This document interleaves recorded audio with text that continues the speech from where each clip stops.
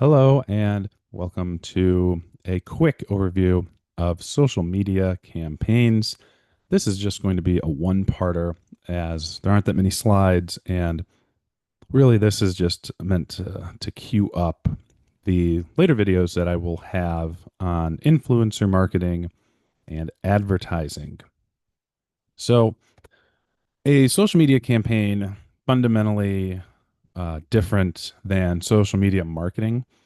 Um, Marketing is really just a larger, just a general part of a marketing strategy, whereas a campaign I look at as being part of a specific goal or a specific um, initiative. I look at a campaign as something as being not ongoing. This is a start and end thing, and it usually works with other elements that go into the larger integrated marketing communication environment. So you can see here, there's about 10 different elements that are in this larger ecosystem. A lot of times, you only see a couple of these. And if you think of it, a general example I would think is in like automotive, for example, you see a lot of things like a lot of times if there's sales on vehicles or a new product launch or really anything that is specific for one of the brands, those are generally campaigns. They generally have a start date and end date, and there's a blend of advertising, organic social media, email marketing. Maybe there's an event. They do some PR pushes around it. You'll see TV and radio ads. There's all sorts of parts that work into the larger campaign. Now, a social media marketing campaign itself, this is really about taking a big idea and diluting it down into a single campaign.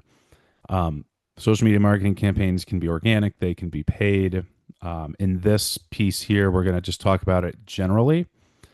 And the big takeaway, at least as a definition and a concept, is that it does have a start and an end date. That is if that's the most easy to look at difference between social media marketing campaign and a social media marketing strategy. Um, I don't think I've really talked about this much up till now, but when we think about the social media campaign and really social media marketing strategy, we like to look at it in terms of the AIDA funnel. That is really starting big with attention, which is that top part looks at it contains everybody who's ever heard of your brand. Interest is when people have taken a tangible step to actually be interested, like a follow or signing up for an email list. Desire, that's a newer stage. A lot of times people use either the 3-step model or like a 10-step model. I think 3-step has become kind of the standard where it's essentially attention, interest, and action. Interest and desire get molded into one. I believe they call it awareness, consideration, and purchase or something like that.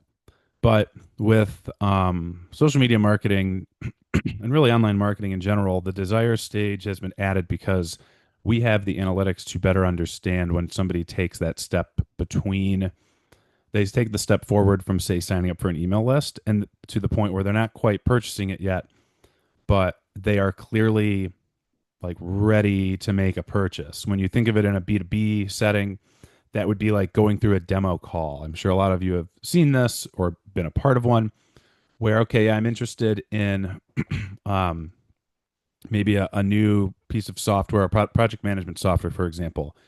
And a sales rep will reach out to you and be like, hey, I'd like to set up a demo for you. And they'll walk you through something for 30 minutes. That is the desire stage. Um, on the B2C side, I look at the desire stage as being pretty small, but that's usually when you add something to cart. A lot of times we do this, especially on a platform like Amazon, where we are all the time. And we look at a product, we like it, we put it in a cart. We're not quite going to push the purchase button yet for whatever reason. Sometimes you're waiting for a discount, some like Prime Day, for example, or Black Friday. I know a lot of people do that. There was a study that came out a couple years ago that showed abandoned carts are not because people are no longer interested. It's because they're waiting for a discount.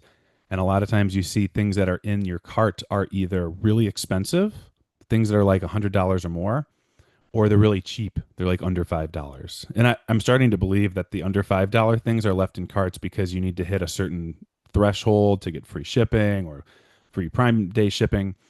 But a lot of times that desire is kind of there's like one last step that you're waiting to optimize before you finally take action, which is making the purchase or whatever the conversion is.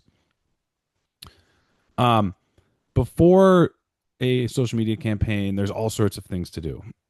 Um, I won't go through every single one, but if you think about social media strategy and the steps that were in there, a lot of them are here. The two that I want to really look at, one is the establishing of goals. That is really critical because a lot of times people don't think about not just, okay, like I want to get more followers. Okay, that's great, but how does this connect to the larger business model? Or even better, how does this connect to the larger campaign that's at stake? And a lot of times, my thing is there needs to be a tangible result that you're looking for. When we think about a social media strategy and we went through and you look at the goals, objectives, and metrics, the goals are intangible. Obviously, like increasing brand awareness is not something you can generally measure. Sometimes you can, but that's something like that is measured through a series of KPIs. While you can do this, again, it needs to be something that is measurable. Think of it as a SMART goal. So that's really a big thing here. Um, when we think of social media campaigns, a lot of times people think of things like contests or things with incentive, something that might be longer term. And social media campaigns often go beyond social media. They include maybe email sign up, email outreach, other types of communication that are not just restricted to a social media platform. And the contests or the campaigns that are restricted to social media that just live there generally are advertising campaigns. That doesn't mean that it's any better or less, better or not, worse. But when we think about a campaign, um, you want to think about, what makes it different from the strategy. And I'm not talking about like the goals. I'm talking about the actual tangible activity that you're taking each day. So generally when there's a campaign and there are various steps, you're going to have a budget. There's going to be some money to be spent, and it could be on a variety of things. Advertising is generally the biggest expense. As you will see in later videos, advertising, especially on social media, is very cost effective, but at the same time, you usually need to spend a good amount of money to see some significant results. It also often includes people. A lot of times, the employee cost is something that is overlooked, especially in those middle market organizations where you might include like 3 or 4 people on a marketing team. And it's like, oh, somebody will do this, somebody will do that. And you don't really take into consideration that these people are spending a good amount of their time that they are typically spending elsewhere on this campaign. Not saying that it's something that you need to outline dollar for dollar, because that can be tricky and it could be also like unnecessary for some organizations, but it is something that you need to consider as a resource. Also, if you haven't yet, you're going to need to probably invest in some sort of tools and software, something like a Hootsuite or a Sprout or other social media tools. Those typically are a part of that. Next, you have the parameters. It's just the fine print. If this is going to be a competition, talk about what happens in the case of a tie, what happens in all these different scenarios. Really, what you just need to outline are all of the things that could happen, and you need to put it in writing and make sure that it lives somewhere so that you're essentially covering yourself in the case of any sort of pushback from a legal perspective. Also, it just helps to have guidelines in terms of how it all works logistically. And you see a lot of these here, like you can see with this PettyPed example, where they have all these things outlined here, which is great, but there's more to it. There's the fine print that goes underneath. Like, what are you going to do with people's data? What are you going to what happens after the fact with these submissions? Are you going to use people like, say it's a contest where they submit a post? Is this something where you're going to be expecting to share it later? Do you expect them to do something? There's all sorts of little bits and pieces where people may have questions or maybe unsure. You need just to be ready to answer all of those. Finally, you want to select your social networks before the campaign. I bolded, considering your business goals and what you want to achieve, that sounds obvious, but really the takeaway here is it really depends on what your goals are. But you should think about your goal and your target audience before you select a network to use. For example, if your number one goal is to drive email signups, maybe don't use Instagram. And if you do, it might be a little bit more challenging than if you were to use something like a LinkedIn or even Facebook. Mainly because, yes, you can put links in those on those other platforms organically, but on Instagram you would be relying solely on advertising in terms of links to a website. Additionally, who is the audience that this campaign is for?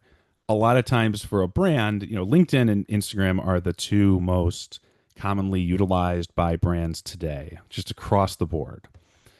They have very different audiences. LinkedIn, very much a professional, business forward approach and audience. Instagram, you can be a little bit more informal, and you kind of have to be a little bit more informal. If you're too buttoned up on Instagram, that can work to your detriment. And also, the audience is not necessarily businessy. A lot of times that's a younger audience, or if it's not, people go on Instagram and LinkedIn for different reasons. You need to meet them where they are, especially with these campaigns. You need to consider all of these when it comes to selecting your social network. And finally, this is the last slide. After the campaign, the big thing I put here is report and analyze, and this goes back to actually an action you need to take before the campaign begins. You need to have the mechanisms in place to properly report and measure the performance of a campaign so that you aren't stuck afterwards with a bunch of unknowns.